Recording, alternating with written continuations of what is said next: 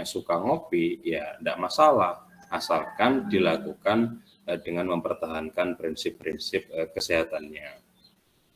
Nah, ini tren konsumsi kopi ini dilaporkan meningkat dari tahun ke tahun. Semakin lama ini juga banyak kafe-kafe, coffee shop bermunculan, baik itu yang dikemas dengan sederhana maupun yang dikemas dalam modern style atau elite style. Nah, ini masing-masing berbeda-beda. Kita bisa menjumpai di Indonesia kopi satu cangkir yang harganya 3.000. Nah, ini selera saya yang murah. Ada yang satu cangkir itu 20.000, 40.000, bahkan 70.000 kalau kita ngopinya di kafe-kafe modern dan elit cafe. Kalau di angkringan, ini selera saya karena ya memang saya sering ngopi ya di kandang kambing saya. Ini juga dekat dengan warung sederhana. Kemudian di Semarang, di angkringan juga ngopinya sederhana yang kopi saset.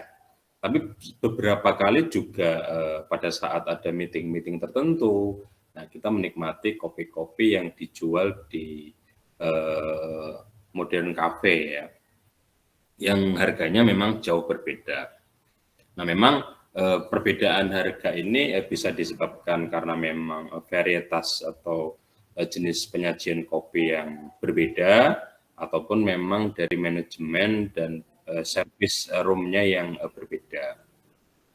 Mbak Nabila, suara saya apakah masih didengarkan? Masih, Pak, jelas. Baik.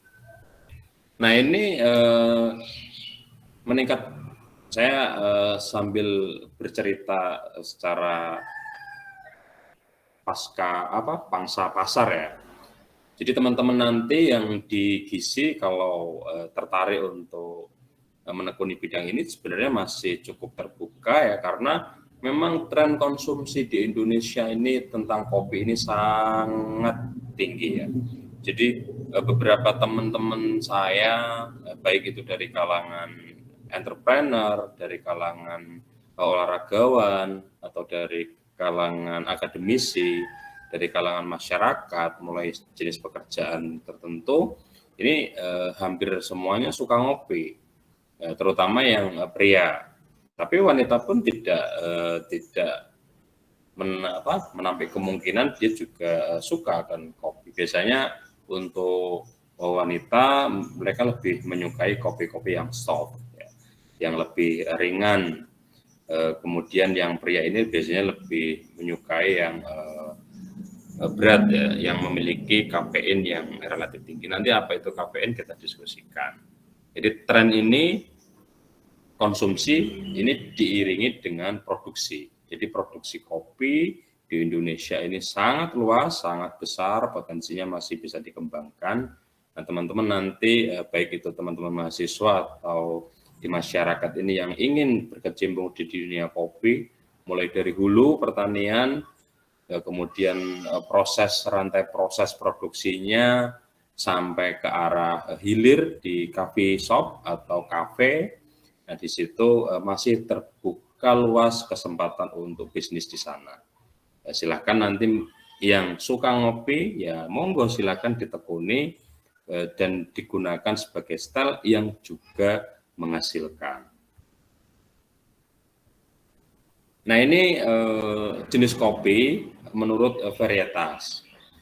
Jadi di Indonesia sendiri, dominasi varietas kopi itu memang masih dimiliki oleh Robusta, karena topografi di Indonesia itu banyak yang datarannya itu relatif dataran rendah, kemudian agak tinggi, sekitar 1.000 dpl di atas permukaan laut. Nah, sehingga 81% itu varietas yang tersebar di seluruh Indonesia itu didominasi oleh Robusta. Sedangkan porsi sisanya ini dimiliki oleh Arabica. Nah, ada beberapa kopi yang hendak dikembangkan, contohnya Liberica ini, tetapi jumlah pangsanya, pangsa produksinya belum besar. Nah, karakter Robusta sendiri ini memberikan tes kopi yang relatif pahit. Karena di Robusta ini kafeinnya relatif tinggi dibandingkan dengan Arabica. Nah, Arabica ini didominasi oleh adanya asam organik ya seperti asam klorogenat dan beberapa asam organik yang lain sehingga kopinya itu rasanya itu relatif asam ya. Jadi kalau mengonsumsi kopi dengan tanpa gula, nah ini Arabica ini relatif lebih nikmat dibandingkan dengan Robusta. Nah, karena Arabica ini agak manja dalam tanda kutip proses penanaman hingga perawatannya, jadi dia hanya cocok di dataran yang tinggi, ya, di atas 1200 dpl biasanya, yang adaptasinya bagus, kemudian produksinya bagus, sehingga jarang dan dia lebih rentan terkena serangan hama, termasuk virus-virus tumbuhan, sehingga memang Arabica ini dari sisi harga relatif lebih mahal dibandingkan dengan Robusta. Nah, ada beberapa produsen kopi komersil yang juga mengkombinasikan perpaduan antara Robusta dengan Arabica. Jadi dari sisi tes ini Robusta relatif pahit, sedangkan Arabica ini relatif asam dan sedikit ada manisnya. Nah, biasanya Robusta ini digunakan untuk produk-produk kopi yang ditambahkan gula penyajiannya. Kemudian juga produk-produk kopi yang dimix dengan krim maupun dimix dengan susu. Seperti 3-in-1 di dalam saset dan sebagainya. Nah, teman-teman tahu ya bahwa kopi ini yang saya lihatkan di gambar kecil itu yang warnanya merah, itu sudah siap panen, kemudian pada saat dia dipanen, kemudian dipisahkan dari kulitnya, nah yang digunakan adalah biji kopinya. Biji kopi yang sudah dipisahkan dari, mohon maaf suara saya masih terdengar Mbak Nabila? Masih Pak, bisa dilanjutkan. Jadi dari biji itu dipisahkan dari kulitnya dan bijinya itu dikeringkan. Setelah kering, kemudian disangrai. Ya, disangrai itu untuk mendapatkan kopi yang siap tumbuk atau siap blender. Nah, setelah itu diblender menjadi bubuk kopi. Nah, beberapa produsen yang menjual kopi saset yang harganya satu sasetnya misalnya 2.000, 1.500 itu biasanya tidak murni kopi, tetapi ditambah dengan biji-bijian yang lain. Nah, saya sering mendapatkan itu ditambah dengan jagung. Nah, ini untuk menekan biaya produksi, ya. Dan beberapa memberikan formulasi-formulasi yang berbeda-beda antar produsen. Tetapi kalau kopi yang dijual di coffee shop yang harganya mahal atau di Rembang itu, nah di sini di Rembang ada kopi lelat itu pun sebenarnya sebenarnya tidak murni kopi ya, ditambah dengan jagung atau biji-bijian yang lain yang memberikan nilai produksi yang relatif lebih murah nanti. Nah kemudian dari bubuk itu nanti tergantung beberapa teknik penyajiannya. Ada yang disajikan dengan cara seperti yang ada di kafe-kafe kopi, itu biasanya digiling ya, biji yang sudah disangrai digiling. Nah setelah digiling kemudian disaring, jadi dituangkan air panas di situ. Nah ada yang menyampaikan suhu ini juga menentukan nanti rasa dari kopi. Nah setelah dituangkan air di atasnya kemudian dia akan kopinya akan keluar dari bawah tetes demi tetes. Ini sering disebut sebagai kopi brewed ya, atau kopi tetes. Kemudian ada yang di model di bubuk kemudian ditambahkan air begitu saja. Nah, ini yang sering disebut sebagai kopi tubruk atau kopi seduh. Kemudian ada yang proses pemisahan ampas terlebih dahulu. Jadi bubuk kopi itu diekstrak untuk diambil sarinya, kemudian sari dari kopi itu ditepungkan. Nah, ini disebut sebagai kopi instan. Nah, kopi instan itu kalau teman-teman tahu yang dijual seperti yang Nescafe yang original. Nah, di situ tanpa ampas itu artinya dia kopi instan. Kalau kopi seduh itu yang seperti kapal api atau kopi luwak yang dia diseduh bersama dengan kopi dan air, kemudian nanti dia turun ampas di situ. Nah, masing-masing teknis penyajian ini juga akan mempengaruhi rasa dan tentunya mempengaruhi kandungan yang ada di dalam kopi. Nah, ini coba saya lihatkan. Nah, ini ya, nanti kafein dari beberapa kopi. Nah, saya masuk ke kandungan kopi. Kandungan kopi utamanya yang paling disorot dari kopi ini adalah kafein. Nah, adanya kafein inilah alasan utama biasanya orang minum kopi. Jadi setelah minum kopi rasanya menjadi fresh, menjadi nggak ngantuk. Kemudian ada yang menyampaikan bahwa sambil ngopi itu nanti bisa timbul inspirasi. Saya sendiri pribadi meyakini itu. Jadi dengan ngopi itu pada saat saya ngopi dan diskusi dengan teman, nah ini pada saat saya menepi dari dunia akademisi, biasanya sharing-sharing mengenai bisnis itu muncul ide-ide itu. Ya memang kafein ini memberi dampak sebagai stimulan, ya, senyawa stimulan yang ada di dalam kopi yang berperan untuk menstimulasi sistem saraf kita. Nah, di dalam selain kopi, selain kafein, di dalam kopi ini juga terdapat komponen lain. Nah, komponen bioaktif yang menonjol di kopi ini salah satunya adalah asam klorogenat. Nah, asam klorogenat ini merupakan salah satu jenis antioksidan yang bagus untuk menangkal radikal bebas. Nah, makanya sering dikaitkan dengan konsumsi kopi untuk proteksi beberapa penyakit degeneratif. Nah, di dalam kopi sendiri untuk gula kemudian lemak itu tidak terlalu tinggi atau tidak menonjol meskipun ada di dalamnya. Nah, Arabica ini memiliki kandungan lemak maupun karbohidrat yang relatif sedikit tinggi dibandingkan dengan Robusta, dan di Robusta ini kafeinnya lebih tinggi. Nah, pada saat kita membaca nutrition fact di kopi saset, misalnya ya mohon maaf menyebut merek ya, ada kopi ABC, kopi luwak, ada kopi kapal api, ada Nescafe, yang ada di nutrition fact itu kalau di situ muncul karbohidrat total sampai 20 gram, 30 gram, atau 15 gram, nah di situ artinya didapatkan karbohidrat itu dari gula yang ditambahkan.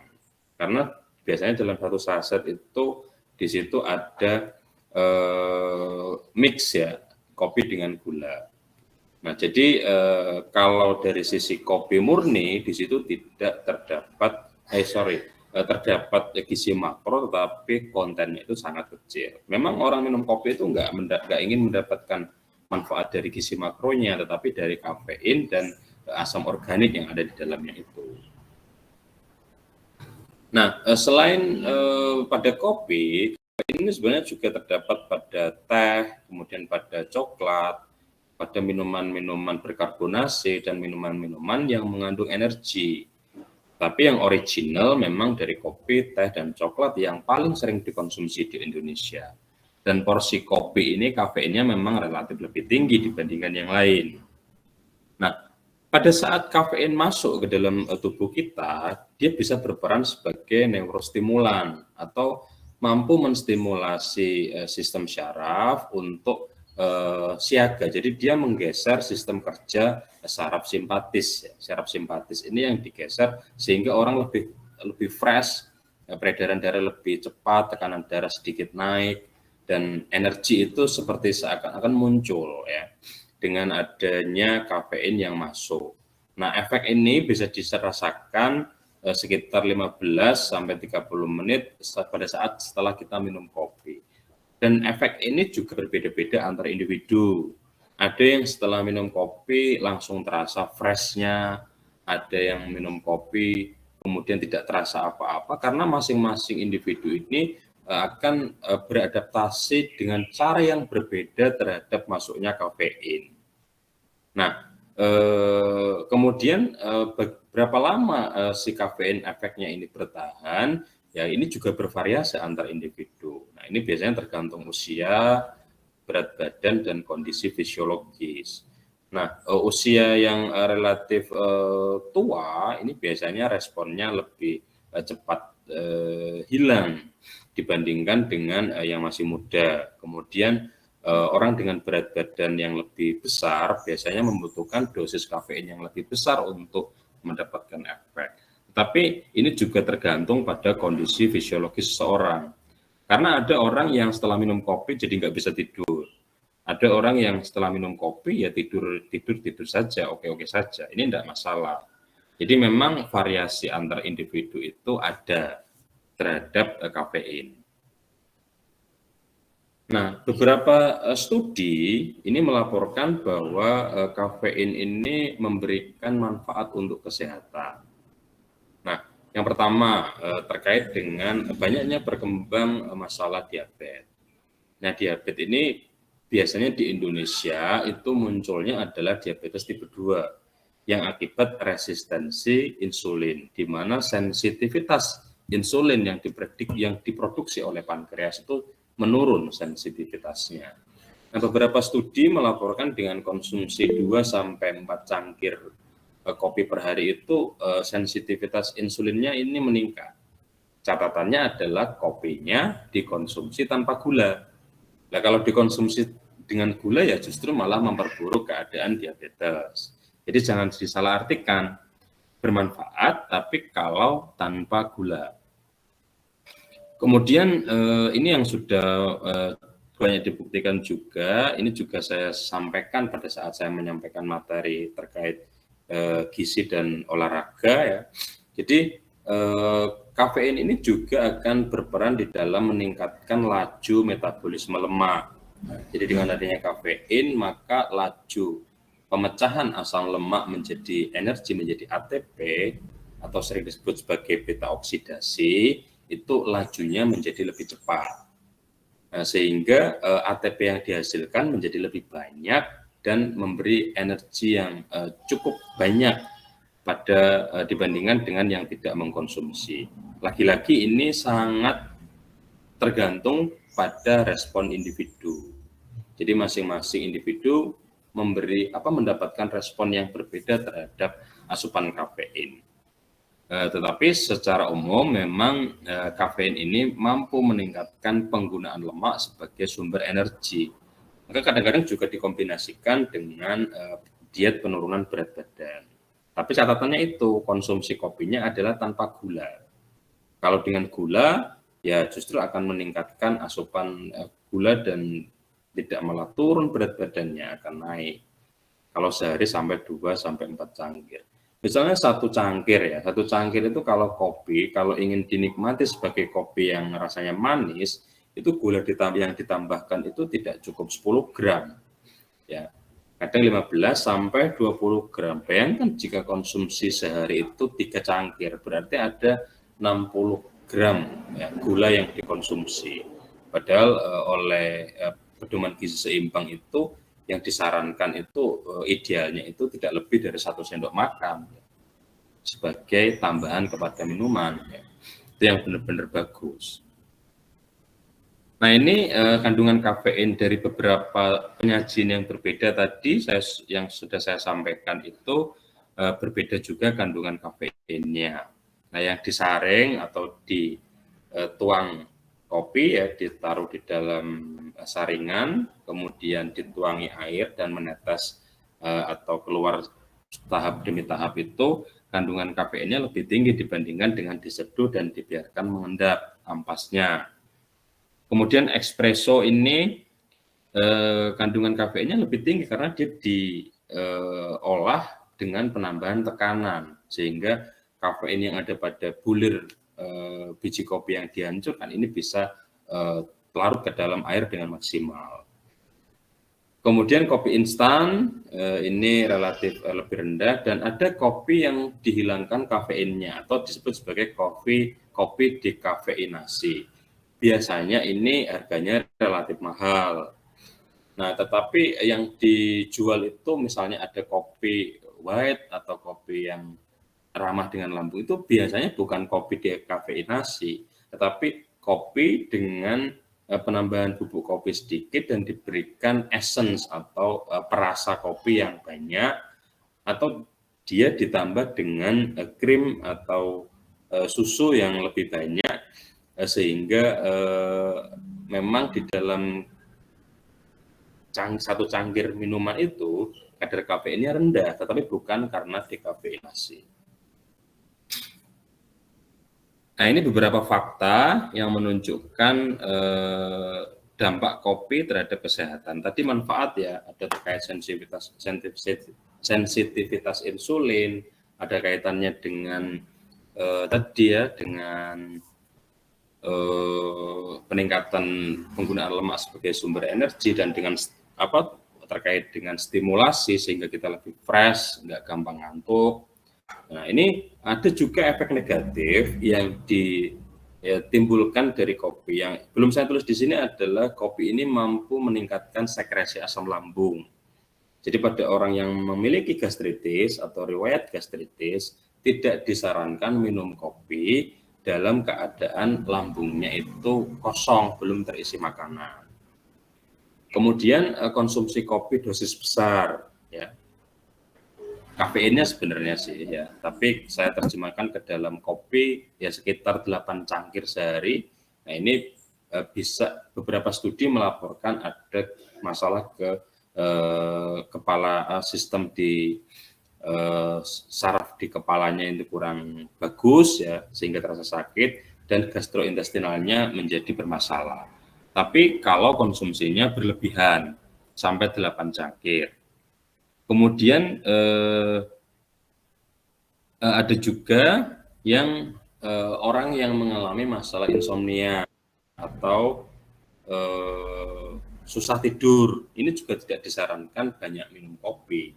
Karena tadi kopi menggeser sistem simpatik, justru mempertahankan tubuh dalam keadaan fresh dan siaga. Kalau dia sudah nggak bisa tidur, malah minum kopi banyak, ya malah nggak bagus.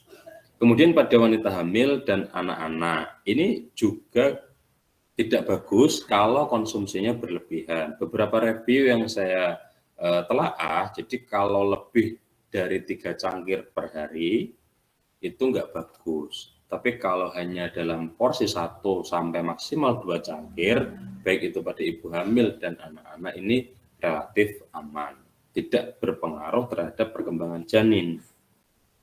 Ya, kemudian konsumsi yang berlebih juga menyebabkan adanya pergeseran ke tekanan darah yang relatif tinggi nanti kalau konsumsinya berlebih. Nah, jadi rekomendasi yang diberikan yang pertama adalah kalau ngopi jangan dalam keadaan lambung kosong.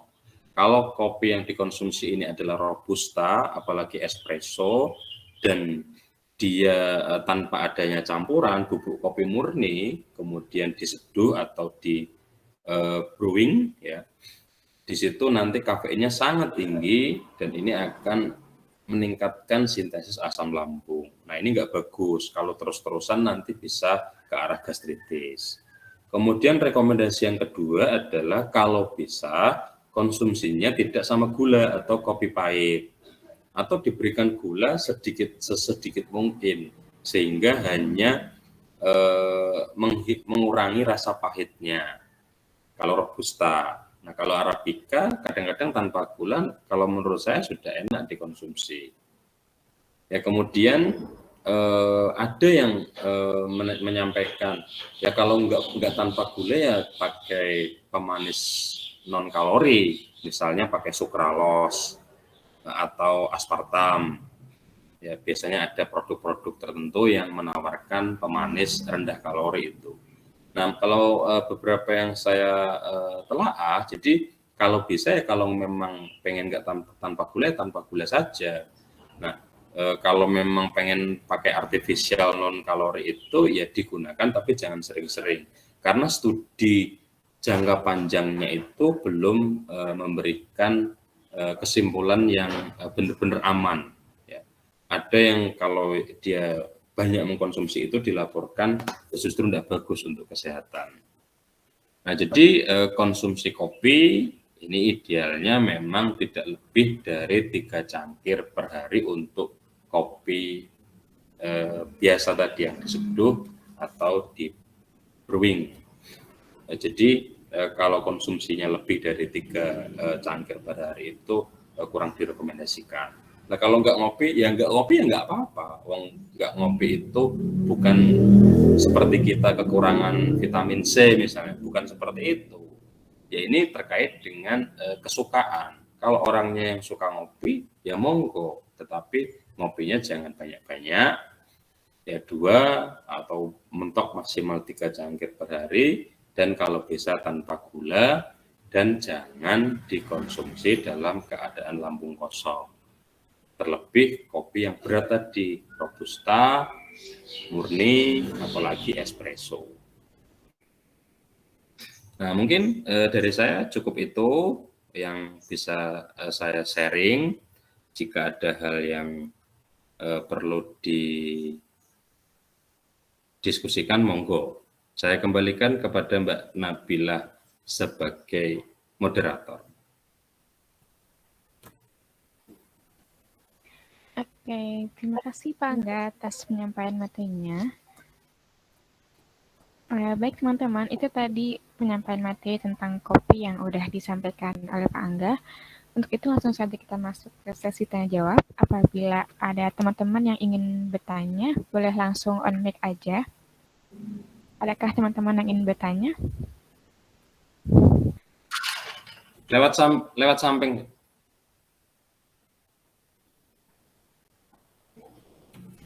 Atau kalau mau tanya lewat chat Google Meet juga diperbolehkan dengan format nama _ pertanyaan.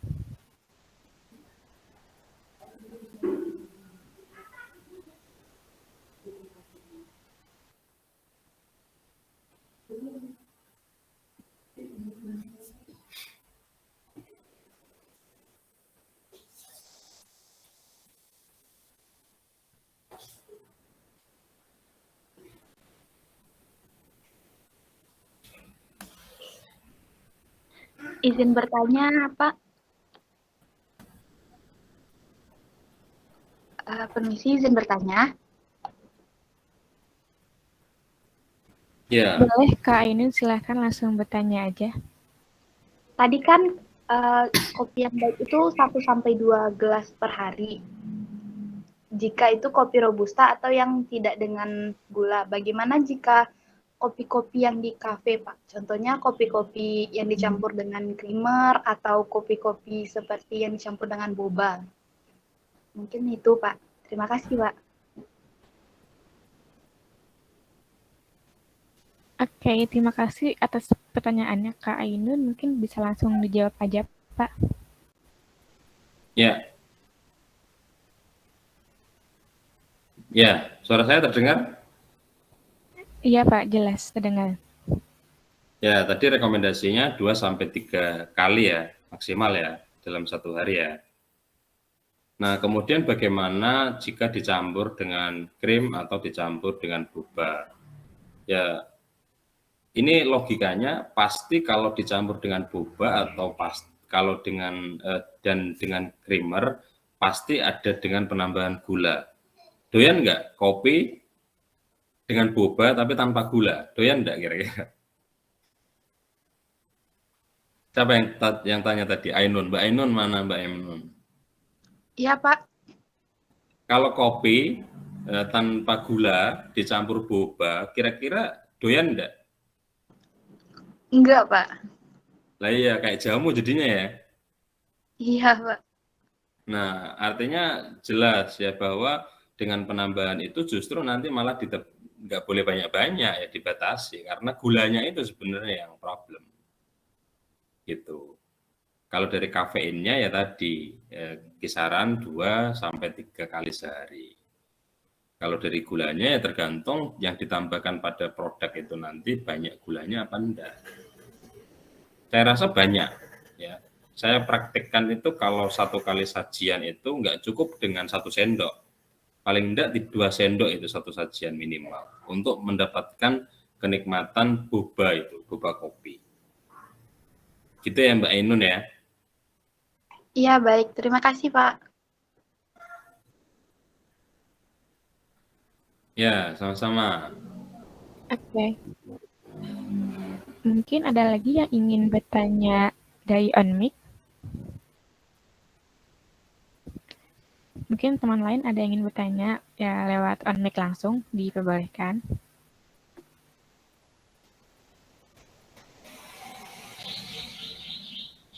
Kalau tidak ada, mungkin saya bisa membacakan pertanyaan yang ada di kolom chat.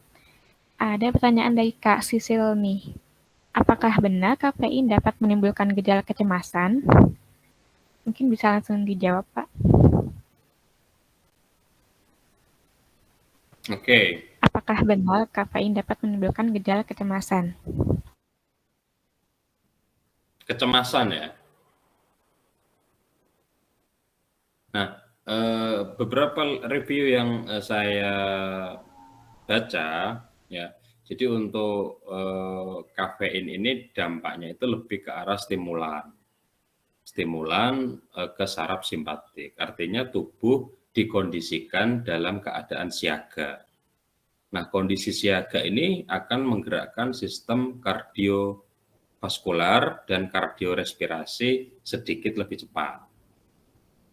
Sampai sini paham? Paham, Pak. Nah, dengan itu maka denyut jantung bagi orang-orang yang kurang toleran ini akan iramanya akan lebih tinggi. Nah, tetapi dari sisi psikolog kecemasan, menurut saya ini lebih ke arah faktor psikologisnya. Jadi arah stimulan itu dan arah cemas ini ada 2 hal yang berbeda. Mungkin itu jawaban saya.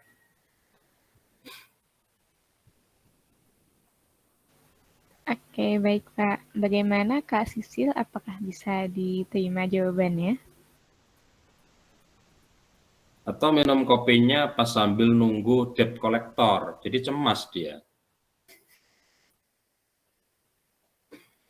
Pas jatahnya cicilan hutang, minum kopi ya cemas. Jadi minum kopinya jadi disalahkan. Iya, Bapak. Bisa dipahami. Mungkin memang karena lagi nungguin sesuatu kali ya. Jadi cemasnya tuh dikarenakan sesuatu yang lain. Iya. Terima kasih Bapak atas jawabannya. Baik. Ini teman-teman HMJ semua, 60 orang ini.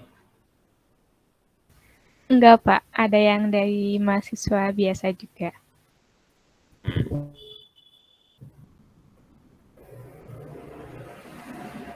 Oke, baik. Saya lanjut ke pertanyaan selanjutnya. Ada dari Kak Muhammad Reza Fahrudin. Izin tanya, untuk kopi lebih baik kopi luwak atau kopi susu atau kopi tanpa susu? Begitu, Pak. Bisa langsung dijawab. Nah, ini seleranya apa? Ya tergantung selera loh. Yang pertama tergantung selera. Dikonfirmasi dulu, lebih baiknya dalam hal apa? Yang Mungkin bertanya untuk siapa? Kak Muhammad Reza Fahrudin bisa langsung on mic aja, Kak. Langsung on mic toh. Cowok masuk ngumpat.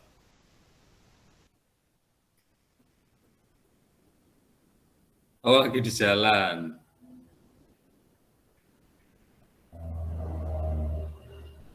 Ya kalau dari sisi selera ya silahkan. Kalau dari ini dikembalikan ke selera ya, seleranya bagaimana? Dia lebih suka apa?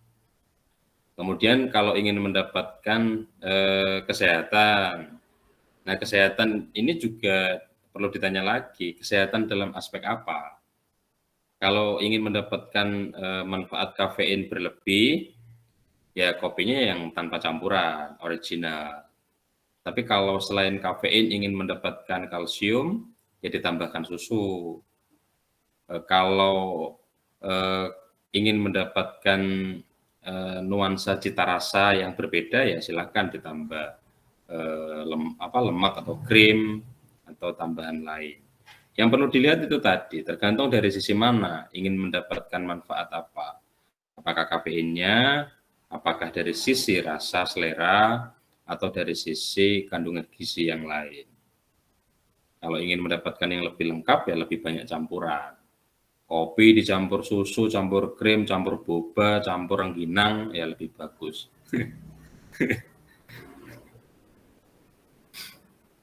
Itu ya Mas ya. Silahkan dilanjutkan perjalanannya untuk mencari kitab suci.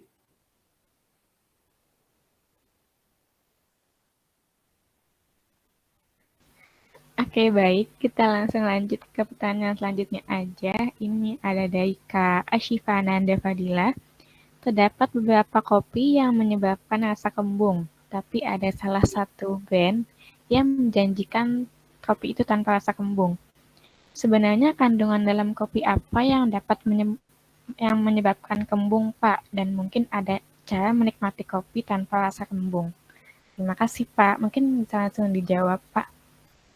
Ya, tadi sebenarnya sudah saya sampaikan. Jadi yang menyebabkan kembung itu adalah peningkatan sekresi apa? Asam lambung. Nah, sekresi asam lambung. Sehingga di situ terjadi kembung, ya, atau perih kadang. Kalau sekresinya sampai berlebihan bisa perih karena mengiritasi dinding. Nah, bagaimana solusinya?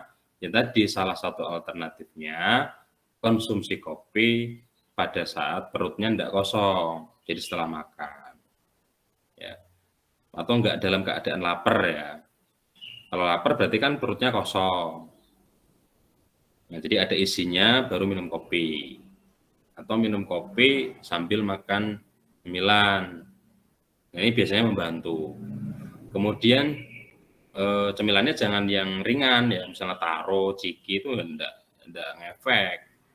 Cemilan berat maksud saya, supaya mengisi pos lambung yang kosong tadi.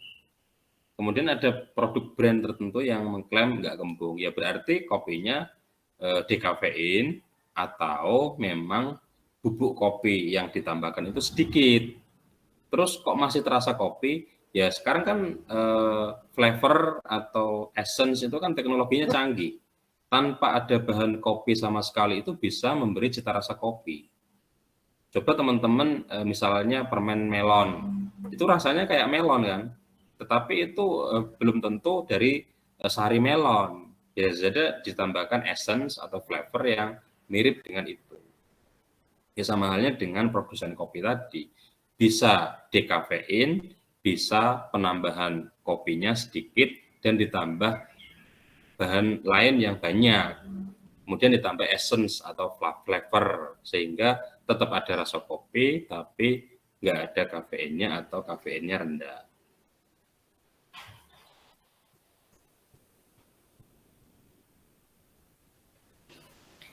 Oke, bagaimana Kak Ashifa? Apakah dapat diterima jawabannya?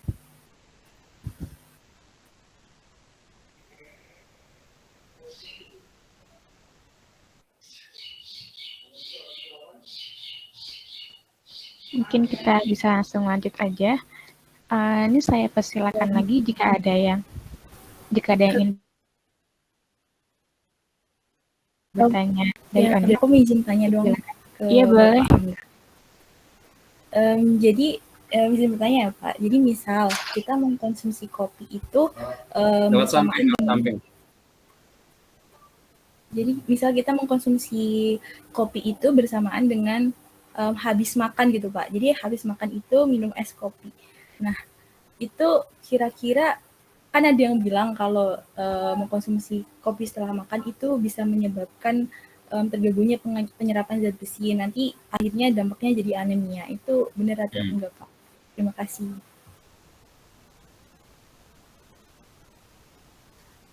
Langsung saya jawab. Iya Pak, langsung aja nggak apa-apa. Oke, Mbak Dewi. Ya, tadi saya belum menyampaikan itu memang. Ada interaksi antara kafein dengan gizi mikro.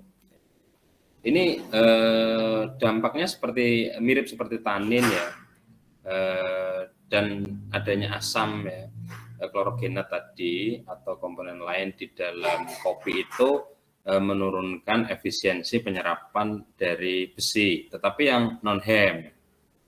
Ya, kalau besinya hem aman. Jadi kalau makan sumber besinya dari sate, aman apa enggak? Aman, Pak.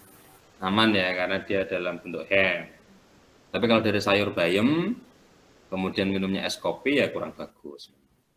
Kalau dari sisi ingin mendapatkan manfaat besi. Ya kalau dari sisi ingin nikmat ya silahkan. Kan opsinya ada di masing-masing individu. Misalnya dia kalau habis makan, kalau nggak minum es kopi itu rasanya kurang seger gitu. Ya silakan. Tapi nanti ya harus ada tambahan multivitamin, mineral misalnya. Ya itu kan enggak apa-apa, itu kan pilihan. Jadi di ilmu gizi itu enggak perlu saklek, semuanya itu bisa disiasati. Itu ya. Oke, baik Pak. Terima kasih.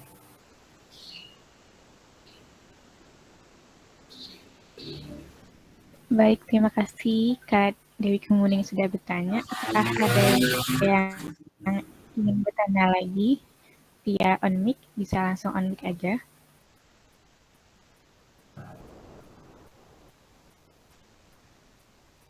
Jika tidak ada, saya akan membacakan kembali pertanyaan yang ada di kolom chat. Ada pertanyaan dari Kak Helena Dewi Agustina. Izin bertanya, kalau mengonsumsi kopi seperti yang di Indomaret, botolan kecil 200 ml, seharga 3.000-an seperti merek ABC dan Golda, apakah itu baik bagi kesehatan tubuh? Dan berapa minimal dari konsumsi kopi tersebut? Mungkin bisa langsung dijawab, Pak. Ya, diasumsikan bahwa metode pembuatan kopi siap minum itu dengan saring ya, atau dengan seduh. Nah, saring atau seduh tadi kandungannya saya sudah sampaikan kisaran 100 mg untuk satu botol. 100 mg kafeinnya dalam satu botol. Artinya sama saja itu kalau dikonversi ke dalam satu cangkir kopi. Nah, berarti konsumsi harian ya dibatasi maksimal 3 cangkir. Kalau dari sisi kafein. Tapi pasti di situ ada tambahan gula. Nah, ini yang perlu diperhatikan. Biasanya saya sering memperhatikan itu tambahan gula atau yang diberikan ke dalam satu botol itu tidak kurang dari 20 gram. Ada yang 20 gram, 30 gram. Yang 20 gram biasanya selain ditambah gula, juga masih ditambah pemanis buatan, seperti sukralos, atau aspartam, atau asesulfam. Kemudian ada yang menambahkan real tanpa adanya pemanis artifisial. Biasanya kalau tanpa pemanis dan ingin nikmat, ingin pokoknya maglek, manis, mantep gitu, kadang-kadang sampai 30-40 gram. Artinya kalau itu dikonsumsi, berarti kalau kita mengacu pada asupan gula yang dibatasi dalam satu hari, berarti satu hari cukup satu. Ya, kalau kopinya model seperti itu. Tapi dari sisi kafein sebenarnya 2-3 botol itu aman. Tapi dari sisi gula, not recommended kalau 2-3 kali. Maksud ya yang saya sampaikan ya? Maksud, Pak.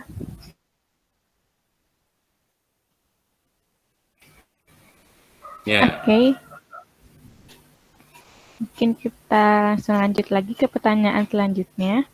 Dari Kak Putri Febriani, untuk konsumsi kopi itu bagusnya kapan ya Pak? Apakah jam dan waktunya itu berpengaruh terhadap kesehatan tubuh? Bisa langsung dijawab, Pak. Baik, saya rasa tergantung selera. nggak bisa sama antara individu yang satu dengan individu yang lain. Ada yang suka ngopinya pas sambil kerja, ada yang bangun tidur kalau belum ngopi belum nikmat. Tapi yang perlu diwaspadai tadi, jangan konsumsi saat lambung kosong. Apalagi kopi yang berpotensi kafeinnya tinggi. Robusta, murni, espresso. Kalau kopi-kopi yang dengan tambahan krim, dengan komposisi kopi yang sedikit, nah ini yang relatif aman. Kemudian kalau punya sensitivitas terhadap kafein yang tinggi, misalnya efek kafein ini terasa, jangan mengkonsumsi pas malam hari mendekati jam tidur. Nanti akan mengganggu jam biologis dari tidur teman-teman.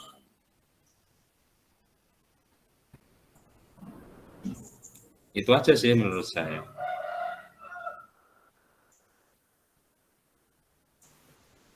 Oke, bagaimana Kak Putih? Apakah bisa diterima jawabannya?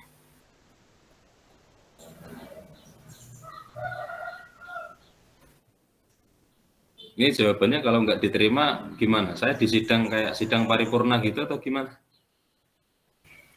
Mungkin bisa disanggah oleh penanya Pak, terus nanti bisa dilanjutkan diskusi lebih lanjut gitu.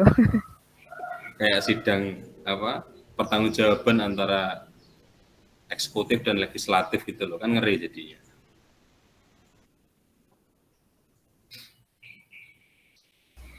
Oke, mungkin dan teman-teman yang lain, apakah ada yang ingin bertanya lagi? Bisa on mic langsung atau diketik pertanyaannya ke kolom chat.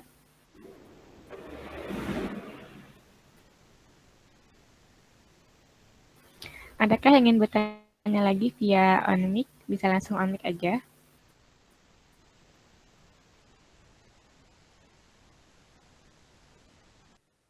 Wah, itu ada yang chat, pertanyaanku belum dijawab. Oh iya, maaf Kak Evelyn. Oke, mungkin ini yang terakhir ya, last pertanyaan. Pertanyaan dari Kak Evelyn Hasna, selain kopi, coklat, dan teh juga mengandung kafein.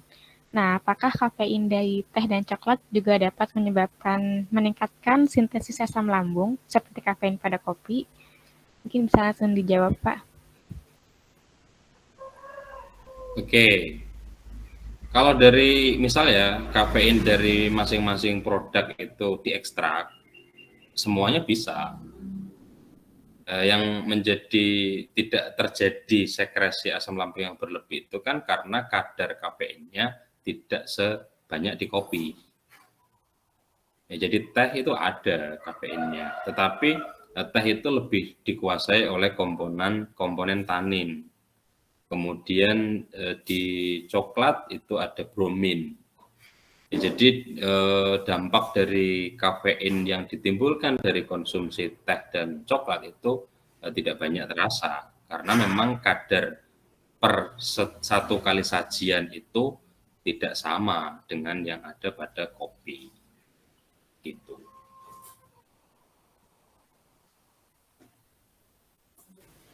Oke, mungkin begitu jawabannya Kak Evelyn. Apakah bisa diterima?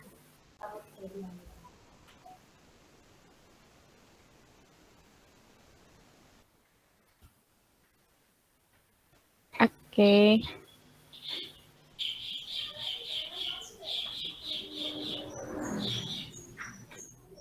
Ya, cukup ya. Iya, cukup Pak. Tadi pertanyaan dari Kak Evelyn itu pertanyaan yang terakhir. Baik, terima kasih kepada teman-teman yang sudah mengajukan pertanyaan. Selanjutnya saya akan membacakan kesimpulan dari materi acara diskusi kita hari ini. Nah, kopi ini memiliki komponen utama yaitu kafein yang merupakan neurostimulan yang dapat menghilangkan kantuk dan meningkatkan kewaspadaan sehingga bikin kita tuh jadi fresh gitu. Nah, kafein juga dapat dimanfaatkan untuk kepentingan diet dan olahraga karena dapat meningkatkan utilisasi lemak menjadi energi. Nah, selain kafein, kopi juga mengandung asam klorogenat yang berperan sebagai antioksidan. Konsumsi kopi sebaiknya tidak dalam keadaan lambung kosong dan tidak memakai gula, karena dapat meningkatkan sintesis asam lambung dan memicu obesitas. Nah, dosis asupan kafein yang aman adalah sekitar 3 mg per kilogram berat badan atau sekitar 2-3 cangkir setiap harinya. Nah, dampaknya kalau kita konsumsi kafein secara besar itu sekitar 8 cangkir kopi sehari dapat mengakibatkan sakit kepala hingga diare. Nah, bahkan jika kita mengkonsumsi lebih dari sekitar 100 cangkir kopi setiap harinya dapat meningkatkan gula darah dan keasaman urin. Wah, bahaya banget ya teman-teman.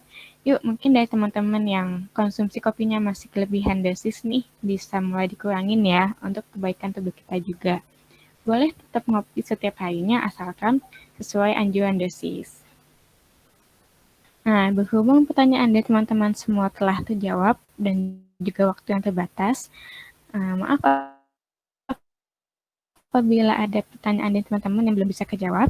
Sesi selanjutnya yaitu penyerahan sertifikat kepada pemateri. Dimohon kepada panitia yang bertugas bisa menampilkan sertifikatnya.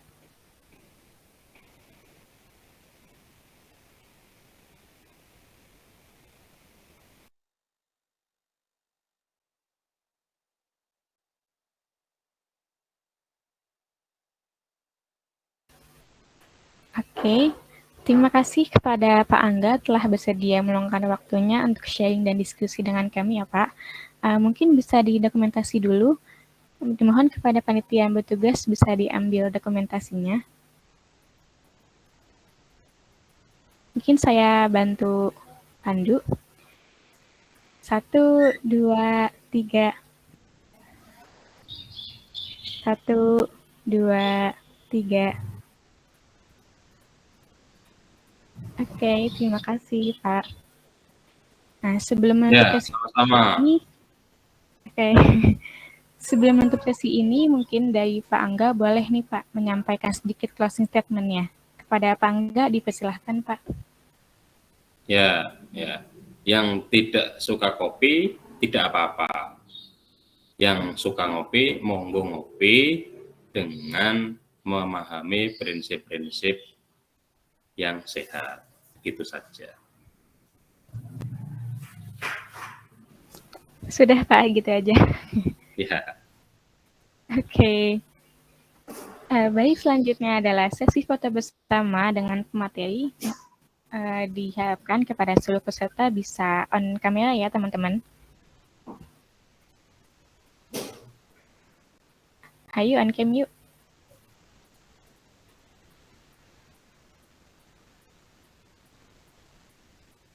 Kepada panitia yang bertugas bisa langsung diambil dokumentasinya.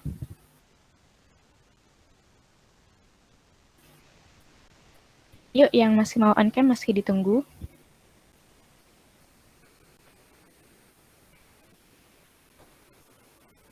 Oke, saya pandu untuk dokumentasinya.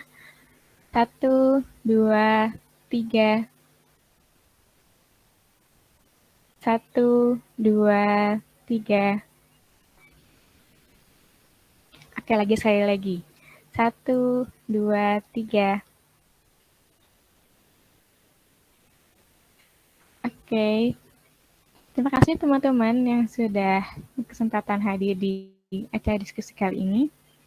Terima kasih juga kepada Pak Angga selaku pemateri pada acara diskusi waktunya untuk menjadi bagian dari discussion series keempat bersama HMJ Gizi UIN Songo Semarang. Semoga apa yang disampaikan dapat bermanfaat bagi kita semua. Saya Nabila Hairunisa selaku moderator dari acara diskusi hari ini pamit undur diri. Apabila ada salah-salah kata maupun perbuatan, baik yang disengaja maupun tidak, mohon dimaafkan. Semoga kita semua dapat berkumpul lagi di lain waktu. Stay safe and stay healthy everyone. Sampai jumpa di acara discussion series kami berikutnya. Terima kasih. Wassalamualaikum warahmatullahi wabarakatuh. Waalaikumsalam warahmatullahi wabarakatuh.